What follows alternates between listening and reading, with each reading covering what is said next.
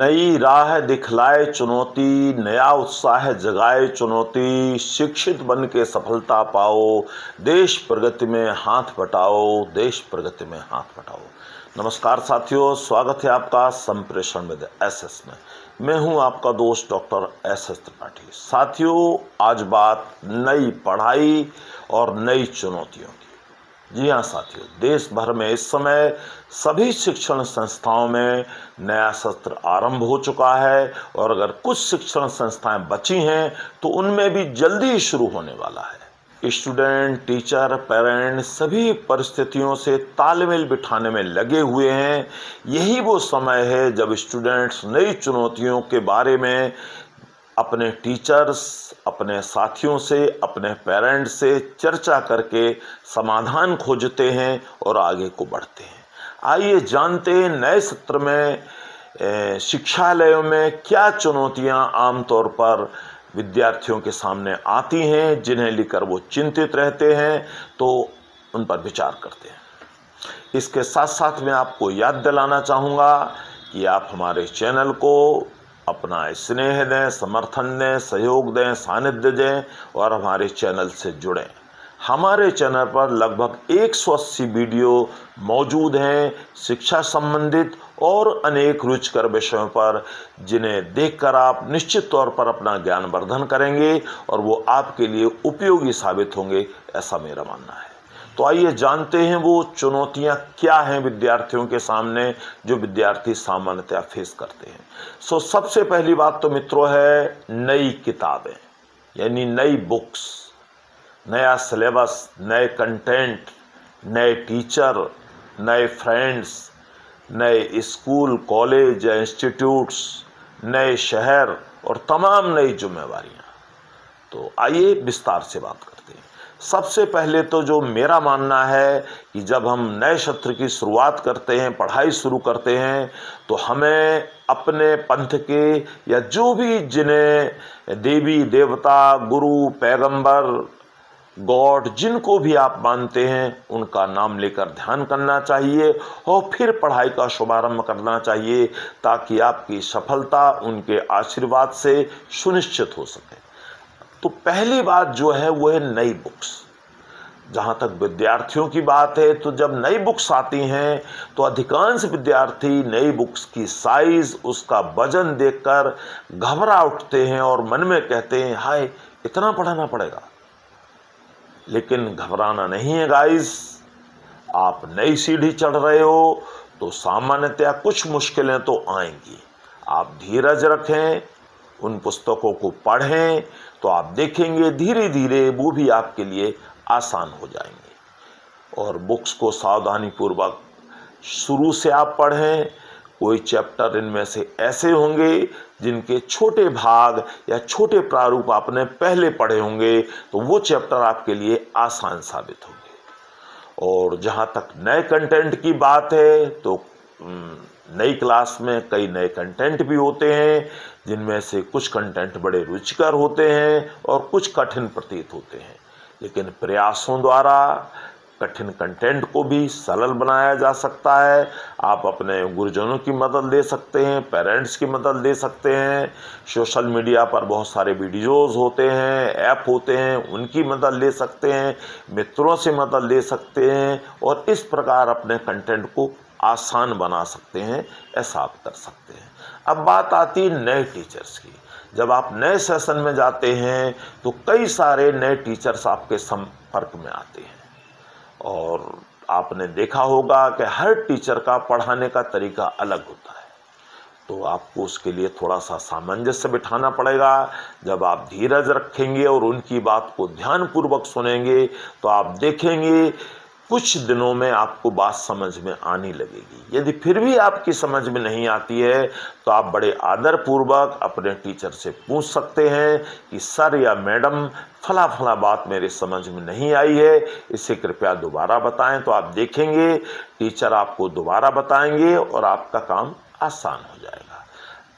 अब बात आती है मित्रों नए फ्रेंड्स की। जब आप नई कक्षा में जाते हैं तो आप देखते हैं कि आपको कई नए स्टूडेंट्स मिलते हैं। तो आप फ्रेंड्स बनाने में जल्दबाजी ना करें। क्योंकि ऐसा जल्दबाजी करने में ये भी हो सकता है कोई बिगड़ी सोच वाला स्टूडेंट आपका मित्र बन जाए और बाद में आपको उसके कारण नुकसान उठाना पड़े। तो मित्र चुनने में जल्दबाजी ना करें, और अगर कोई मित्र ढंग का नहीं मिलता है तो आप ऐसे ही ठीक है। वैसे भी विद्वानों ने कहा है, better be alone than a bad company. अकेले रहना ज्यादा अच्छा है बजाय इसके कि बुरी संगत में रहा जाए। अब बात करते हैं मित्रों नए कॉलेज नए इंस्टीट्यूट की। काफ़ी सारे स्टूडेंट्स ऐसे हैं जो नए कॉलेजों में जाएंगे, नए इंस्टीट्यूट्स में जाएंगे, वहाँ का माहौल, वहाँ की व्यवस्था बिल्कुल अलग होती है। तो आपको बड़ी जिम्मेवारी से उन सब के बीच सामंजस्य बिठाना होगा, और वहाँ जाकर आपको बिगड़ना नहीं है, वहाँ के माहौल के अनुरूप आपको ढल जाना है ताकि आपकी पढ़ाई अच्छी हो सके।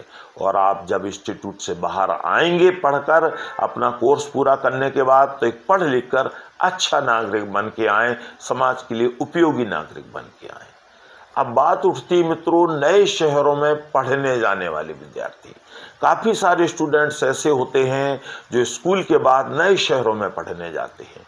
जब आप नए शहरों में पढ़ने जाते हैं तो माँ बाप आपके आसपास नहीं होते हैं, परिवार के लोग आपके आसपास नहीं होते हैं, तो आपकी जिम्मेवारी और ज़्यादा बनती है कि आप अपने आप को बिगड़ने से बचाएं। क्योंकि अब आप बड़े हैं, आप अपना अच्छा बुरा खुद समझ सकते हैं। और इस बात का भी आप ध्यान रखें कि अगर आपकी मित्र मंडली में कुछ लोग ऐसे हैं जो हो सकता है कोई व्यसन वगैरह पाले हों, तो उन व्यसनों को, बुरी आदतों को आप ना कह सकें। नो मीन्स नो, आपको ना कहना भी आना चाहिए। और आपको माँ बाप के सपने साकार करने हैं, कोई प्रॉब्लम हो तो पेरेंट्स को, टीचर्स को ज़रूर बताएं, और ये फालतू के प्यार व्यार टाइम पास में ना पड़ें। आप अपने कैरियर पर फोकस करें और कैरियर बनाकर अपने जीवन का जो लक्ष्य है उसको पूरा करें। यहाँ मैं माननीय माता पिता से भी अनुरोध करना चाहूँगा कि अपने बच्चों को अपने महत्वाकांक्षा की भट्टी में न झोंकें। बच्चों की रुचि क्षमता देखकर ही उनके लिए विषयों का चुनाव करें, कोर्स का चुनाव करें। बच्चों के टीचर से मिलते रहें, बच्चों की प्रॉब्लम्स जो हैं, प्रेशर है, चैलेंजेस हैं जो, उनको सॉल्व करने में मदद करें, उनके लिए उचित उपाय खोजें और उनसे प्रेम पूर्वक बातें करें, डांटें नहीं। क्योंकि बच्चे बड़े कोर्स में जा रहे हैं तो स्वाभाविक कुछ कठिनाइयाँ आती होंगी, तो उन्हें प्रेम पूर्वक सहजता से सुलझाने का प्रयास करें। बच्चे की बुक्स और अन्य ज़रूरतों का ध्यान रखें, बच्चे को किसी चीज़ की कमी ना हो। स्वास्थ्य, सुरक्षा, समय पालन, आने जाने की चीज़ों पर आपको ध्यान रखना है, नज़र रखना है कि ये सब व्यवस्थित रूप से चलते चले। और अगर हो सके तो आप बच्चे को शहर से पढ़ने ना भेजें। बेहतर है अपने पास अगर कोई व्यवस्था है, वहाँ कोई इंस्टीट्यूट है, भले ही वो बड़े इंस्टीट्यूट से कुछ दर्जे कम हो, वहाँ ज़्यादा ठीक है, क्योंकि ऐसे में बच्चा अनेक चुनौतियों से बच जाएगा और नए शहर में जो अकेलेपन की पीड़ा है वो झेलने से बच जाएगा। यहाँ मैं अपने माननीय टीचर्स से भी निवेदन करना चाहूँगा कि जो हमारे टीचर्स हैं, साथी हैं, उनसे मेरा यही निवेदन है कि बच्चों से इस प्रकार प्रेम पूर्वक तालमेल बिठाएं कि बच्चा बिना किसी भय संकोच के आपसे अपनी बात कह सके, आपके साथ अपनी समस्या शेयर कर सके। कठिनाइयाँ अनिच्छा दूर करें टीचर्स बच्चों की, और अच्छी पढ़ाई के लिए टाइम टेबल बनवाएं ताकि बच्चे शुरू से ही अच्छा टाइम टेबल लेकर पढ़ाई करें और सभी विषयों को उचित प्रतिनिधित्व मिले। और बच्चे जो है टीचर्स के साथ सरल सहज संवाद कर सकें, बिना डरे बिना झिझके। और टीचर्स पेरेंट्स के भी टच में रहें, उन्हें समय समय पर बच्चे की प्रगति से अवगत कराते रहें। बेहतर तालमेल अगर होगा तो निश्चित तौर पर जो टीचर्स मेहनत कर रहे हैं उनका श्रम सार्थक होगा और वह परिश्रम जो है रंग लाएगा, इसमें कोई संदेह नहीं है। टीचर स्टूडेंट्स के आदर्श होते हैं, इसलिए टीचर्स को चाहिए कि स्टूडेंट्स के सामने ऐसा व्यवहार करें जिससे कि वो बरसों बरस याद रख के उन्हें अपना आदर्श माने और उनके जैसा बनने का प्रयास करें। मूल्यांकन कर सुधार कराना भी टीचर साथियों की जिम्मेवारी है। विद्यार्थी के सर्वांगीण विकास पर बल दें ताकि विद्यार्थी के विकास में कहीं कोई चूक न रह जाए। अब अगर सार रूप में कहें तो मैं यही कहना चाहूँगा कि जब भी कोई विद्यार्थी नए सेशन में जाता है तो तमाम चुनौतियां सामने होती हैं, लेकिन इनसे डरना नहीं चाहिए, घबराना नहीं चाहिए, क्योंकि हर चुनौती का कुछ न कुछ समाधान अवश्य होता है। और मानव जीवन जो है वो चुनौतियों का ही दूसरा नाम है। चुनौतियों पर विजय पाकर ही हम जीवन में आगे बढ़ सकते हैं। विद्यार्थी यदि जीवन में सुख सुविधा सम्मान चाहते हैं तो उन्हें निश्चित तौर पर मेहनत करनी पड़ेगी, और उस मेहनत के बाद ही उन्हें उस मेहनत का मीठा फल मिलेगा। और कबीर बाबा भी कह गए इस बारे में, जिन खोजा तिन पाइयां गहरे पानी पैठी, मैं बापुरा बूढ़न डरा रहा किनारे पैठ। यानी परिश्रम और प्रयास से ही संकल्पों की सिद्धि होती है, कार्यों की सिद्धि होती है।